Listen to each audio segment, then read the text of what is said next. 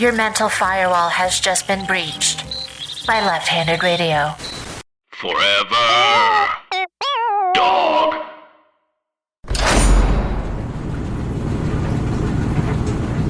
Hey, laundry heads, you're listening to the podcast for laundry, the only podcast that's meant to be listened to while you're doing your laundry, and it's about laundry. And I am coming from not a laundromat, but instead the Robert N. Devoren Complex in East Elmhurst, New York, part of Rikers Island Penitentiary. We're here at the Benjamin Ward Visit Center in Rikers Island, and I've got a very special guest, a performer, a writer, works on The Tonight Show. He's a real lovable guy. He's America's sweetheart, Dan Chamberlain. Good morning, Brett. How you doing? Good morning to you. Welcome to the podcast for laundry. This is quite a setup you got here. Thanks. Yeah, this is my lawyer helped set this up, or my legal counsel. I guess he wasn't necessarily my lawyer, but yeah. Provided to you by the state. Yeah. The mics are provided by Forever Dog. The state provides the time and the ability that I can do this. I see. Well, you look healthy. I guess that's a positive. I look healthy.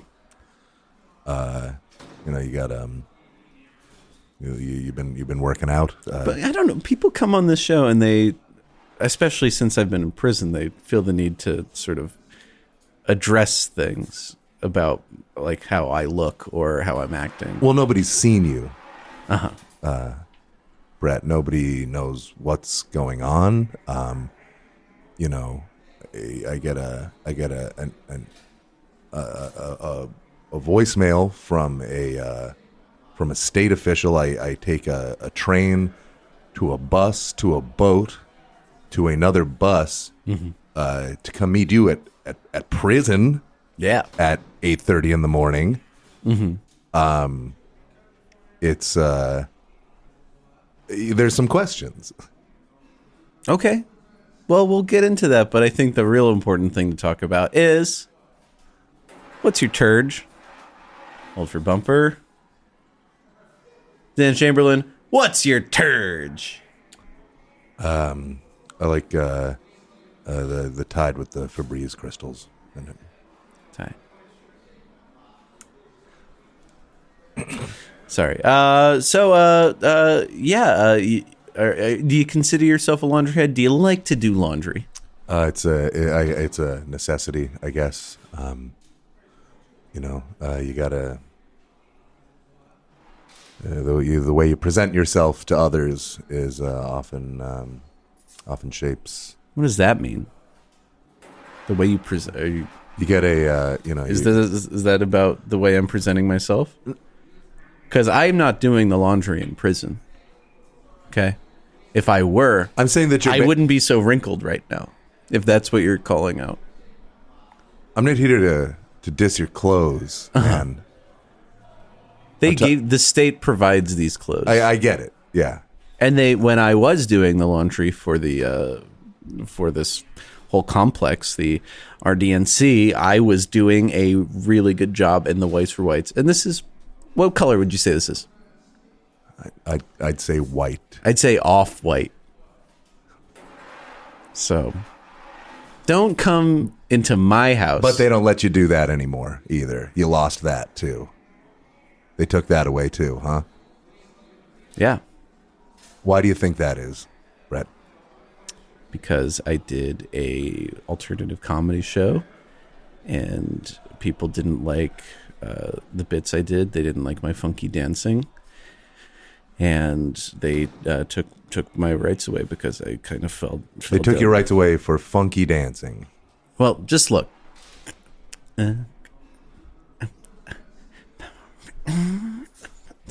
I mean, it's a bad dance, but it's not. I have a hard time believing that. Okay, well, that's sexual. It's thrusting and humping. But it's a sexy funky dance. It's pelvic. Elvis danced pelvically, and they all thought he was a the cretin. I'd say it's a white outfit, Brett. Well, so we don't get off on the wrong foot, let's just jump back into this laundry situation, okay? Tell me, what is your earliest experience with doing laundry? Paint the picture. Dan Chamberlain. In my childhood home, I usually shared a bedroom with one of my brothers.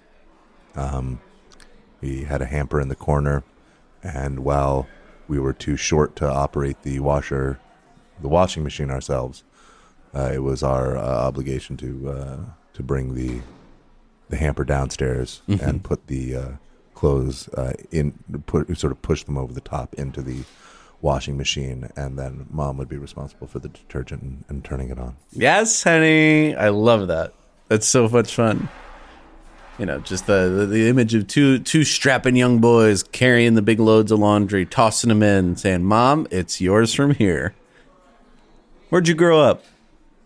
Massachusetts. And in this house, there's a laundry machine in the house, or are you going to a laundromat? There was a laundry machine. There was a washing machine in the house and a dryer as well. Actually, this is true. When I was I must have been in first or second grade. They opened a new supermarket in my hometown, and there was a raffle at the entrance to win a trip to Disney World. And my brother and I, while my mom was shopping once, dropped like 1 million entry forms into the thing.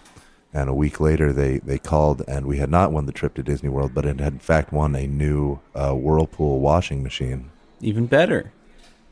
You guys must have been stoked. My parents thought it was fun. It's not, a child isn't really too excited about a washing machine. Au contraire, I was actually very excited about washing machines. Uh-huh. We actually had this heavy-duty Wescomat. I'm sorry, Wescomat? Yeah, you maybe had a Kenmare or something like that. It was the Whirlpool. One, it was a Whirlpool. Yeah.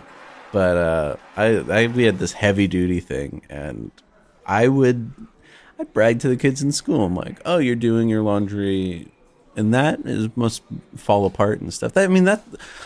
There is a whole system where those things are designed to sort of conk out after 6 to 8 years, and then you get a new one, and it feeds the system. This thing is meant to be used forever and ever, and it sucks that I can't go home anymore.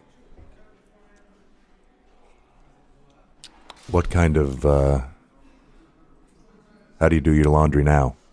Now what I do is I'll take my linens, I'll sort of do a square fold, and I'll place them in a very neat pile. There's a little sort of spot for them that we have to put our dirty linens in, and then a guy comes around. Is that in the cell? It's outside of the cell, but it's sort of a box system where I can put it in, and then someone else can pull it out. Mm-hmm. Is there any?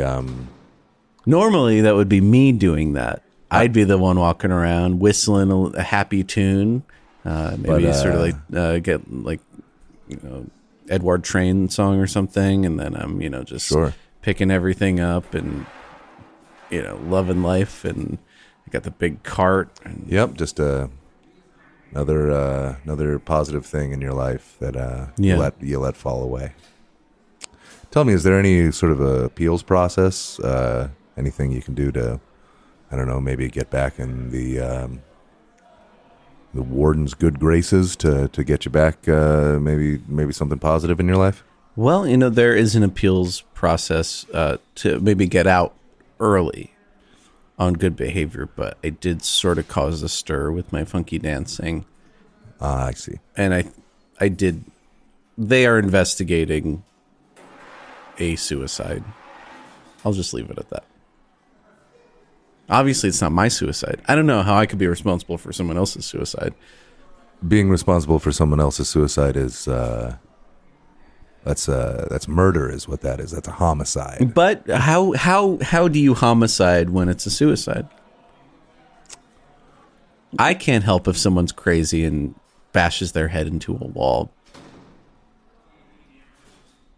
because they can't take a prank.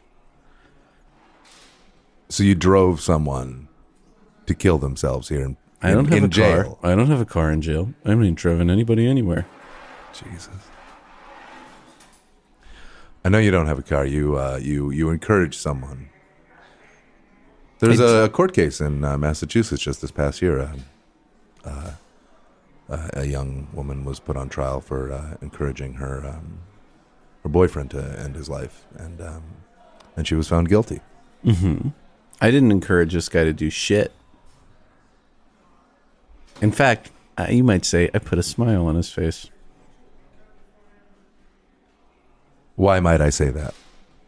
Have you seen those Batman movies? You have, you're telling me you have access to some sort of Joker nerve toxin, some sort of No, not the Michael Keaton Batman movies. some sort of the Christopher Nolan, Christian Bale. So are you the Joker in this scenario, or Yeah, did you I am the turn? Are Joker. you his father who turned him into the Joker, and now he's the one who says, "You want to know how I got these scars?" I guess because it's a little messy. I guess it is that. I would say So you're the Joker's father in this situation. it can be argued that the Joker didn't necessarily have a solid backstory. I think it changed. Right? It changed. It changed. It changed. It but cha- yes, that'll be fixed when Jared Leto gets his own standalone film. So are you the Joker? Though? I am the Joker's You are father the Joker's in this father. context, but I think at my peak in prison, I was sort of a Joker-like figure. You consider that a pinnacle, an apex, Yes. your top performance. However, currently, which is funny how you bring up appeals before, I'm trying to be a bit more of a scarecrow. Well, I can tell you, everyone who's ever met you, all your friends are plenty fucking scared for you. No, Brett. We're We're all not plenty scared fucking for me. Scared what's going on here.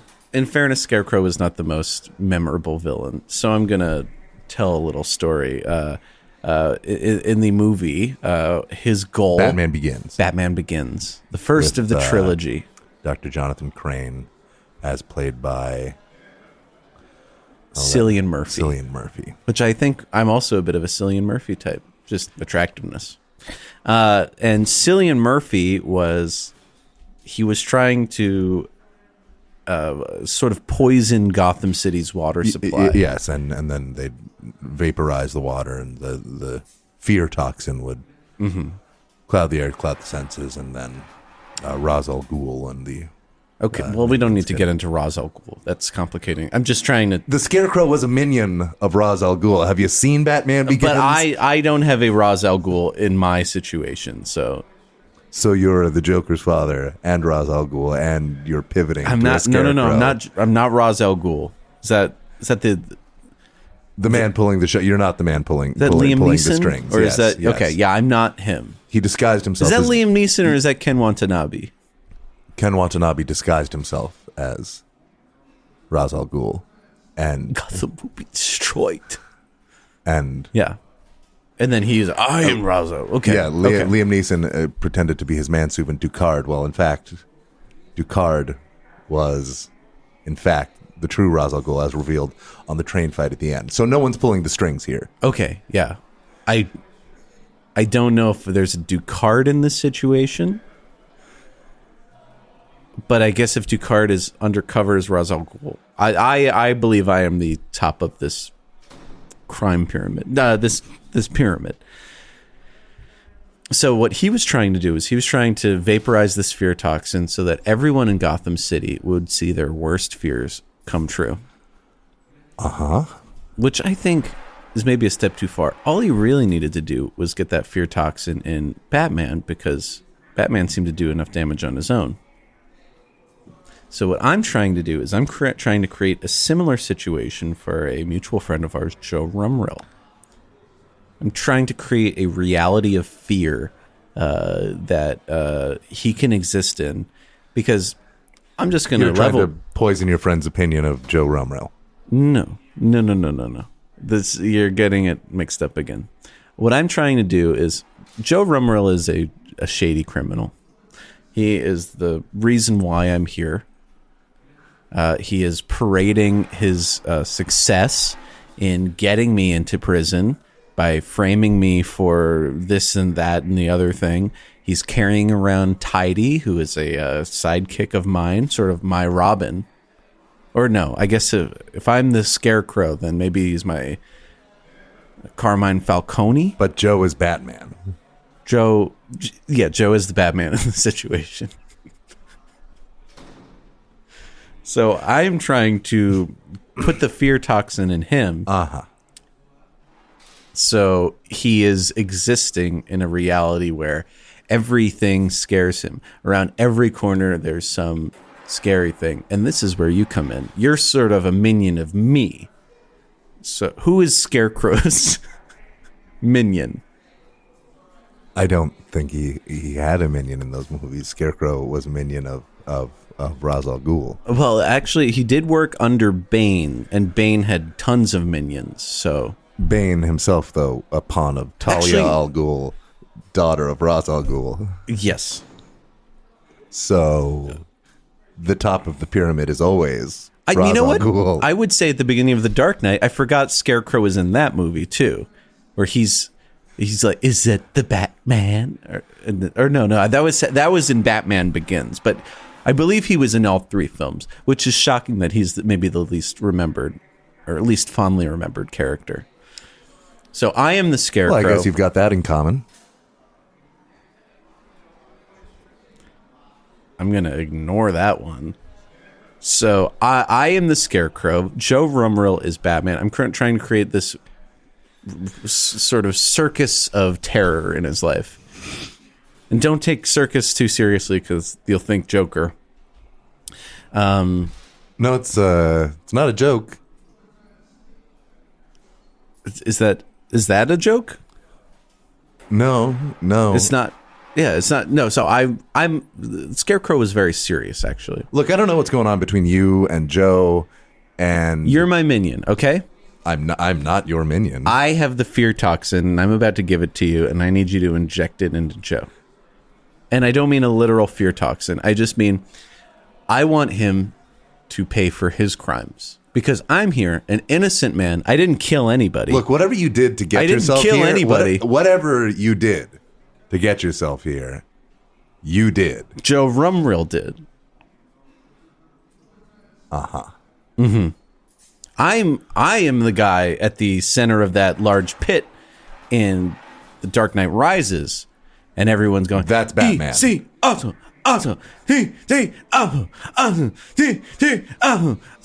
I'm trying to climb out, but I need some help. And this is where you come in. I need you to threaten Joe for me. And I've got other minions out there creating this culture of fear so that around every corner, someone is delivering a firm threat to him. Absolutely not. I just spent all this time explaining. Joe is a friend. He's shady. Demonstrably one of the kindest men in the New York You can't spell demonstrably without monster. I suppose that's true. Mm-hmm. Batman was kind of a monster. Dresses up like a giant bat. Runs around. Yes, but Batman was the good guy. And it's Batman's story. Was Batman the good guy? For Batman. Was Batman the good guy? Yes. I would look to the texts of Frank Miller and really think, was Batman a good guy? Yes, is the answer. Well, we're not talking about Batman. We're talking about me. And I am... Joe Rumrill is the Batman in the situation, but he's not the Batman in reality because he's actually the criminal. And you're the Scarecrow. You're the pawn. I'm not a pawn because I am the top of the food chain. I'm Batman Begins Scarecrow. The top of the food chain is Ra's al Ghul. He's the one pulling the strings. He sets all the plans in motion. Well, Scarecrow is a minion. I don't have a Ra's al Ghul. It's just me acting on my own. So you don't need to worry. You're not a cog in a larger plan. I am just asking you to. You just tried to Joe make me a cog in a larger plan. in my larger plan, but I'm not part of a larger plan than this. Well, I believe that. So what I need you to do is deliver this message.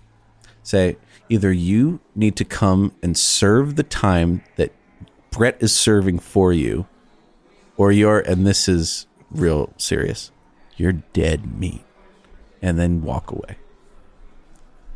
And you've got that deep voice. Can I just hear you say dead meat? No. So you're proposing I help you facilitate some sort of prison yard switcheroo between you and Joe Rumrill, and First, he'll serve out. You the say end of prison yard switcheroo like that's a thing. Like, what happened today? Oh yeah, hey, security guard over here. Have you ever heard the term prison yard switcheroo? It happened once in 1981. Wow, you've been working here a long time. Yeah. Thank you for your service. Of course, thanks. I appreciate it. But what was that? Well, one... Is that something you guys are on the lookout for? Like an It old... doesn't happen enough for us to be on the lookout. Okay, you answered my question. Yes, Thank you. It did happen. I am trying to get him in jail and to get me out of jail. And part of that is for him to say that he committed these crimes. Right. So that would be a switcheroo Yeah. that takes place in prison. I believe the switcheroo would be half in prison. Well, the half of the two men who are locked up in prison. Uh-huh. Meaning you trading places with Joe. Yeah.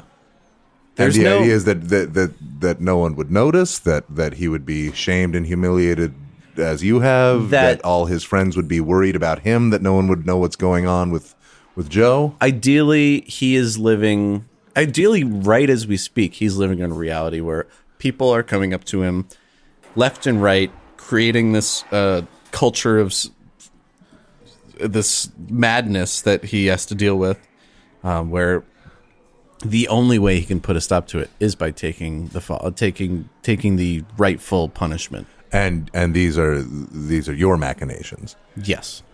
And you know that this is happening to Joe, or have any assurance of the follow through of these machinations? How? I hope to have him come and visit me. Look, you're the biggest comedian that's been on the show so far. The most physically imposing. And I mean that as a compliment. I'd say you are the bane of a bane. You are Bane. Yeah.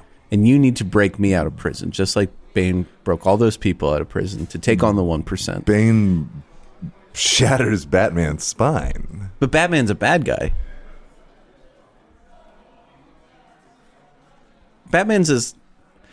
We don't need to get into the politics of Batman. That's all we've done for the last 20 minutes. Are you going to threaten him or not? No.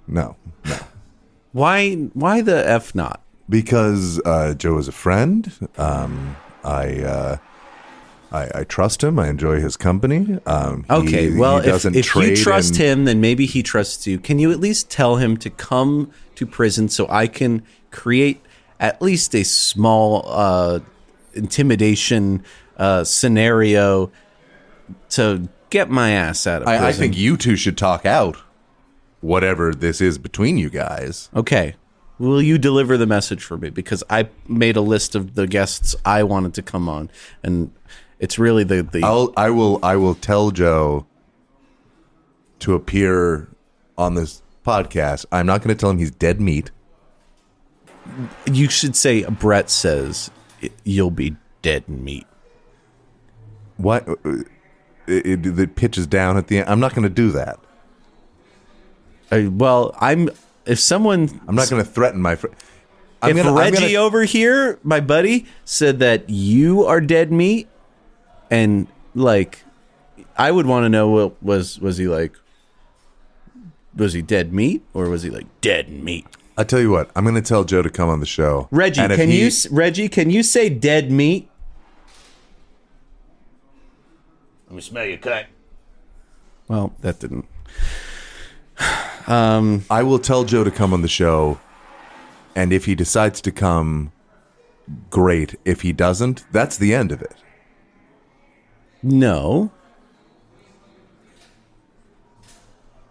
Then you need to maybe throw the dead meat thing in there. Hi, Forever Dog listeners. It's Manila Luzon. And Latrice Royale. This year, we've seen what staying silent can do. And right now, you have an unprecedented opportunity to speak up. Cast your vote and be heard. It's never too early to register to vote, but it might be too late before you know it. We want to help make it easy for you to register and have a plan for November 3rd, or before if early voting is an option in your state, so that your country can finally reflect your values. Go to foreverdogpodcast.com/vote to register. Check on your registration often and learn how to fill out your ballot. Each state is different, so make sure you're following local rules and regulations. And remember, your voice, your vote. That's foreverdogpodcast.com/vote. Take care of yourselves and take care of each other. It's Jonathan Braylock, James III, and Gerard Milligan from Black Men Can't Jump in Hollywood. On our podcast, we rate, review, and analyze films in the context of race, discussing Hollywood's diversity and representation issues, and talk to experts in the field. Experts like ourselves because we're working actors and writers, so we know what we're talking about. Except James. We vary it up between huge blockbuster hits and beloved cult classics such as Higher Learning, Independence Day, Loose, Sorry to Bother You, Blade, Parasite, Blindspotting, Hustlers, and Cats. Yes, y'all, we reviewed Cats. And don't forget Hancock, which may or may not be a good movie. It's not a good movie, so please check out and subscribe to Black Men Can't Jump in Hollywood. Only on the Forever Dog Podcast Network. And we'll all try to figure out if Hancock is a good movie or not. Together. New episodes every Monday. Can you afford to not know what left-handed radio is? You probably answered no, right? That's where you landed? Joe's a grown man. He can make his own choices just like you've made your own choices, Brett. I didn't make the choice to be in prison. Joe made that choice, and now I'm paying for him. And he's gallivanting around with my Tide bottle girlfriend. Which brings us to a segment I want to talk about. To get back to laundry, I do like the superhero thing that we are going on, and I realized there are superheroes that can see through walls, that can fly up in the air, that could pick up cars and toss them like they're frisbees. There are superheroes that shoot through space. There's superheroes that pop in and out, but there's no superhero that's specifically related to laundry. And so this superhero would appear in some sort of ad campaign, busting nasty stains, I presume. I would love that. Yeah. I mean, I want to put this out there so that the laundry industry could use this superhero how they sort of a crest cavity patrol for yes, exactly, for laundry stains. Some sort of, or a Mr. Clean who pops out, a man who pops out of the bottle. I don't believe he's a superhero. I think Mr. Clean is a superhero. I think he's a janitor.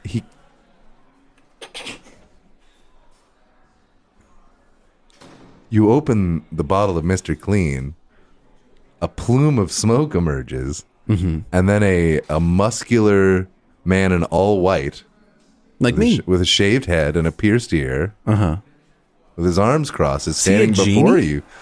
I think he's more of a genie than a janitor. But then what does he do? He's not like, here's 3 wishes. He's like, I'm going to clean your floor now. Which is what his erasers are magic. Let's get back to superheroes. Okay, Mr. Clean is not the ideal superhero, but closer than not to what you're proposing. I suppose so, yeah. So this is a superhero. He busts tough stains.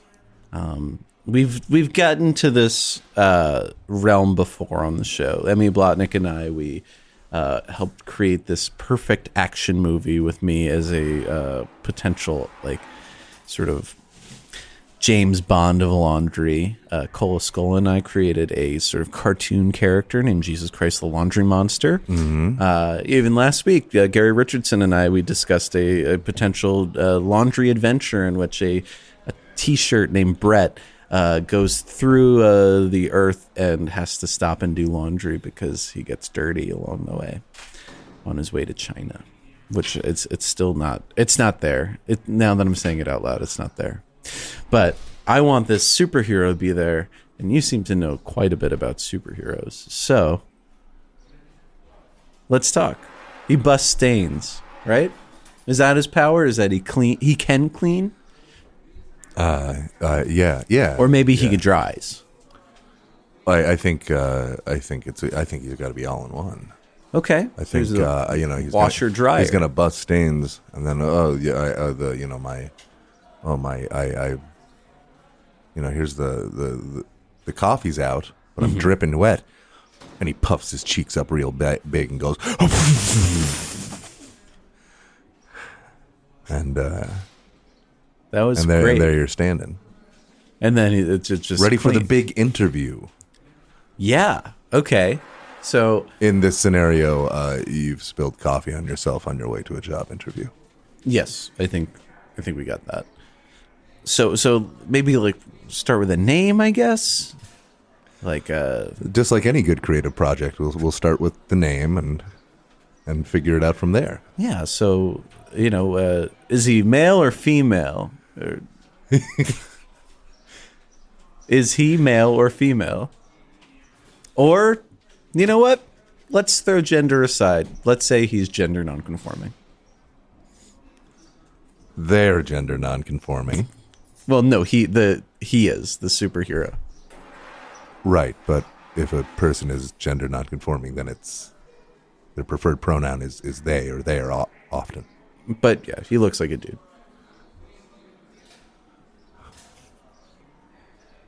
So they're a superhero. And but if you ask, he's just like, I don't want to get into it. I prefer gender nonconforming. Yeah, they might say that.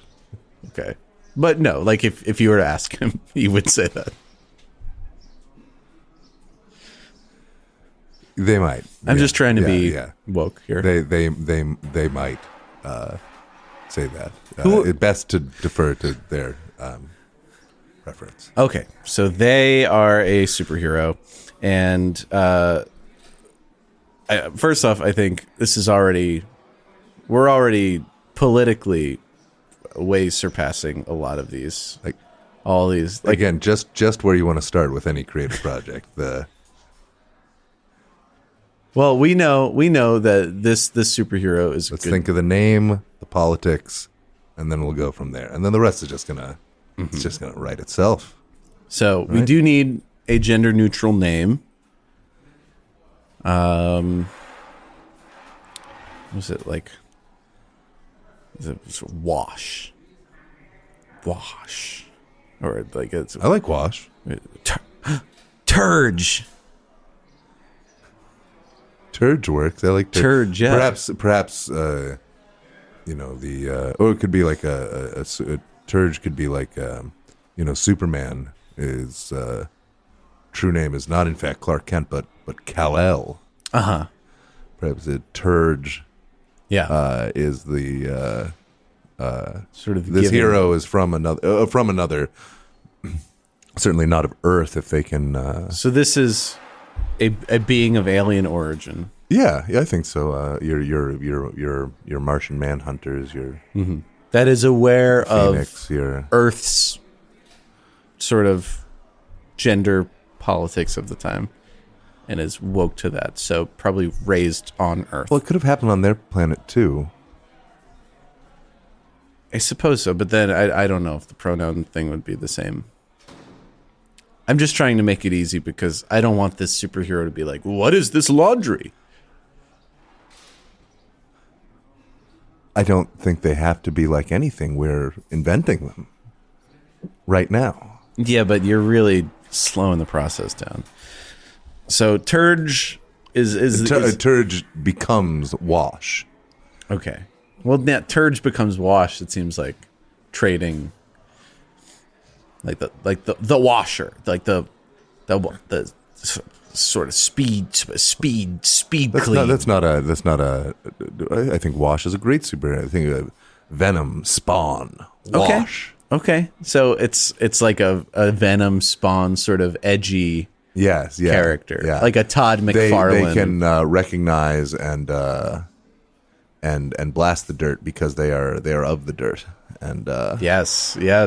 Oh yes, honey, I love this. Okay, so we've got this intense character. I'm imagining a lot of sharp edges, maybe a long tongue or something. Sure. Claws. Sure. Yeah. They are of the dirt. I love that. Yeah. Wash. They were born of it, you know. Oh, it doesn't have to be alien origin. Could be they could be from hell. Yeah. We were definitely cooking with gas there. So yeah, it's a being from hell named Turge. Yeah. And they become a superhero. And they couldn't stand the depths. They couldn't stand being a minion of Satan any longer, so they broke free to Earth, our realm. Yes. Where they identify the darkness, the hell, the stains, the dirty things. We got horns. I've got this image in my mind. You know how people will walk around with that Punisher shirt? Sure. And it's like, even like police departments are like, let's throw the Punisher logo on there. Yeah. I want something similarly Guns, badass. man, yeah. I love guns. Yeah, this character has guns. Yeah. Because if someone gets in the way of cleaning, pop, pop, pop, they're dead. Dead meat. And yeah, I want this to be sort of a thing you could see like a buff dude wearing. Like he's got a tank top, and then you look and it's like, oh, is that like that superhero? Yeah, sure. Yeah. That I could see that. I could see that working. And they'd have some sort of maybe like a symbol or an icon. So I'm thinking like maybe like an evil smile with horns, like the Spitfire Skateboards logo. Oh yeah. Damn. Well, no, but that's flames. Oh, so okay. we replace, but that's sort of we'll just change the shape of the head. Yeah, a little twisted grin, but instead of licking, lapping flame tips, it's instead just two little horn studs. Yeah, and that's on Turge's chest. That's on Turge's face. Oh, that's their on face. Turge's chest. You ever see that? Well, I thought we were talking about the logo or the insignia. The Punisher's face is not a giant toothsome skull. But Deadpool his face is the logo, sort of, right? Well, it'd be great if the Punisher just had like really long teeth in the front. Well, here's why I'm thinking this. I want him to maybe wear like a novelty shirt. I want there to be that Deadpool level of like. So Turge would be wearing his own merchandise. Yeah. Like Superman's So not like, oh wearing look, it's my logo on my shirt. No, he'd be just wearing like, a shirt with a picture of his own face on it. Then, yeah, great. Mm-hmm. So, what color is the shirt? Black, I presume. I'd say blue, because blue brings to mind cleaning. And blue, nothing. But he's from the bowels of hell. Yeah, so his guy down in hell with their skin with a is blue T-shirt. It's insane. But they're escaping that world, you know. So they're trying to. So this is his outward signifier. This is their thank you outward signifier that they are no longer of hell. Yeah. I think we got a winner. Okay. Yeah. So I feel like being from hell, like Spawn really took itself seriously. I don't want Turge. I don't want Wash to do it. So Spawn had some zingers. Yeah, but I want this to be like a Deadpool type character, where it's all zingers. Like you can't escape the zingers. Like there's not a moment of sincerity. That isn't, there's not a moment of sincerity. It's all levity, even if it comes at the cost of the storytelling. Well, I shouldn't have a problem writing that. Yeah. Okay. And you're funny. Oh, it's my job to write this. Well, yeah, we're gonna tag team this thing. Does Wash have a sidekick? Yes, Suds. Is that like maybe a female laundry bottle? It could be. Yeah. Yeah. Because like Wash has the water pressure from their mouth, but Suds provides the actual suds. Yeah. So all he needs to do is just kind of like lick into that laundry bottle or sort of like dip in there, and then This is about you and your laundry bottle girlfriend, isn't it? right what you know. Did you fuck a bottle of laundry detergent? Yeah. I see.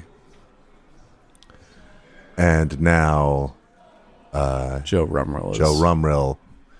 cavorting, gallivanting. I don't think Joe Rumrell is being intimate with a bottle of laundry detergent. And if he was, it's not your business, and it's has no effect on your life, and whatever. But what you've about done her to- life? What about her life? Let's say Tidy, or what is it, Suds? Let's call her Tidy. Let's say Tidy. No. Let's do away with the metaphor here. Yeah, Tidy gets kidnapped by, we'll call it the Stain, the villain that is of the dirt and loves the dirt and wants to spread the dirt.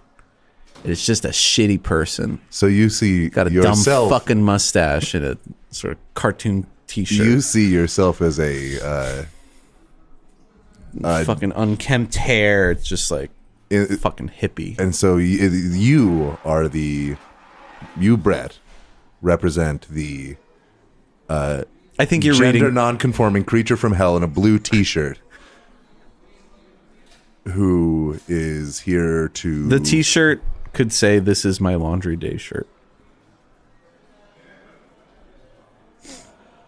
So there's sort of like a levity. It's kind of like when you see like a picture of like I don't think Deadpool, that. but I don't there's think like that's a Santa. particular. I don't think that's particularly funny at all. No, it's really funny because This it's is my like laundry day shirt. It's just telling. that's what you wear because all the other clothes are dirty, and like that's what people say. It's just like, the truth. oh, that's a weird shirt you're wearing, and it's like, oh yeah, this is my laundry day shirt. But to have a shirt that actually says that is pretty funny. I feel like Deadpool would do that. Am I wrong in that? Well, I don't. I think his suit is made of like leather or something. So I don't think Deadpool.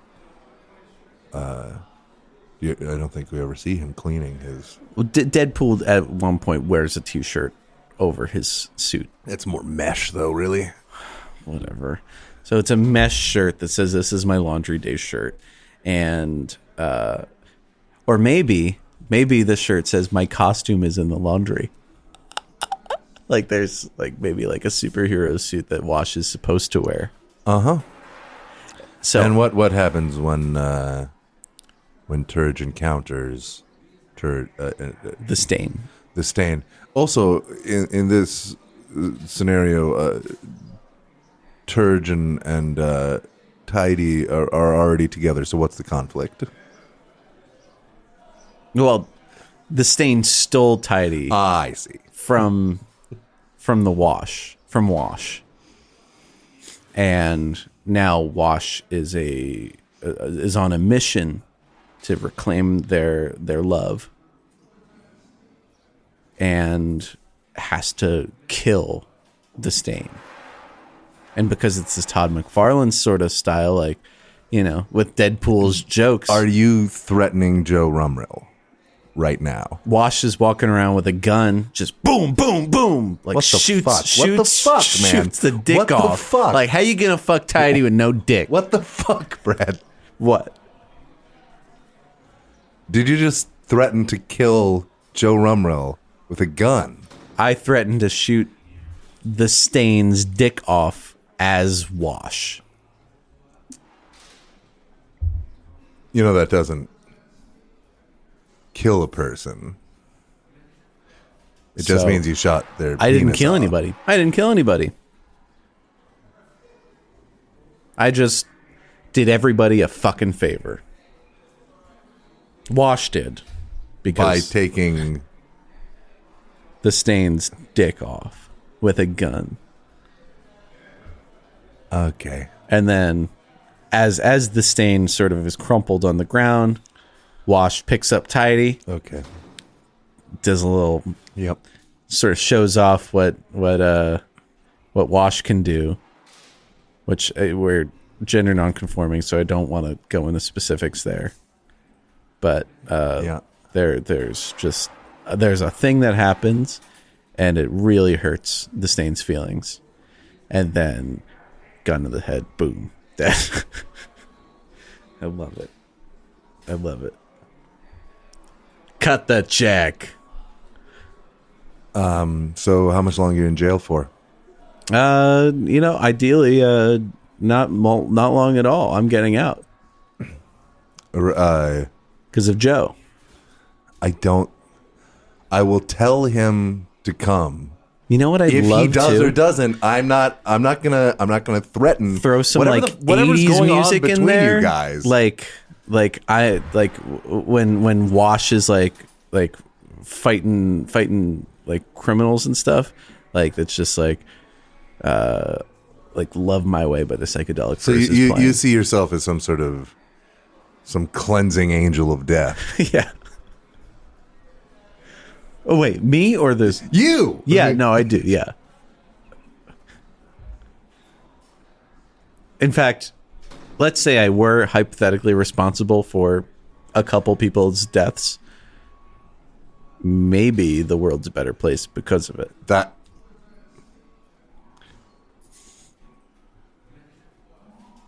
Cleansing in a way that I am cleansing my clothes when I wash them. I am cleansing the earth of unpure characters. I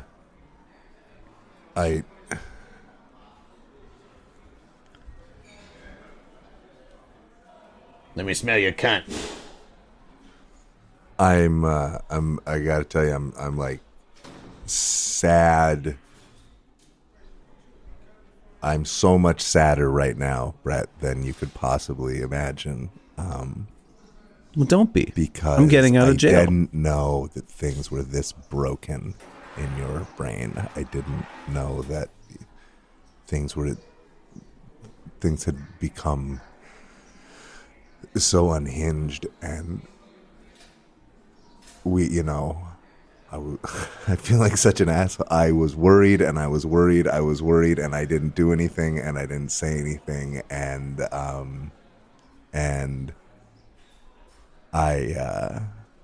I know whatever sickness you're experiencing, it doesn't reflect on me as a friend.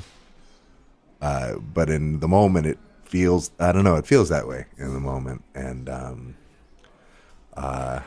I don't know, what a waste. What do you like to listen to when you're doing your laundry? What would you like to give it a spin? Hold for bumper. So yeah, what's on the old iPod when you're doing your laundry?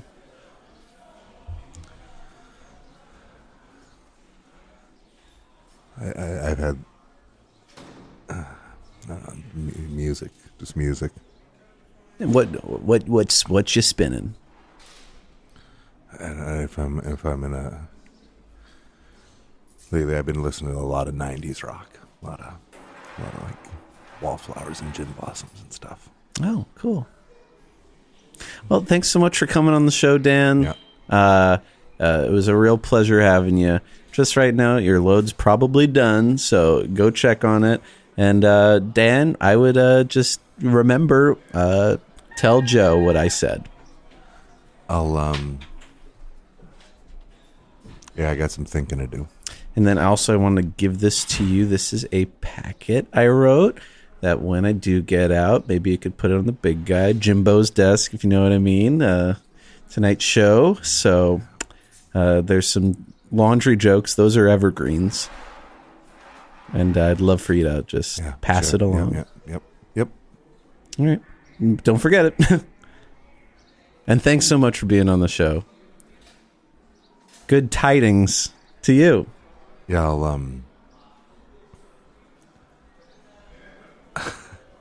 I don't know if C is really the See you on the other side. Forever Dog. This has been a Forever Dog production. Executive produced by Brett Boehm, Joe Cilio, and Alex Ramsey. For more original podcasts, please visit foreverdogpodcasts.com and subscribe to our shows on Apple Podcasts, Spotify, or wherever you get your podcasts. Keep up with the latest Forever Dog news by following us on Twitter and Instagram at Forever Dog Team and liking our page on Facebook. I have only one question for you. Are you going to listen to Left-Handed Radio? If yes, listen to Left-Handed Radio. If not, why not?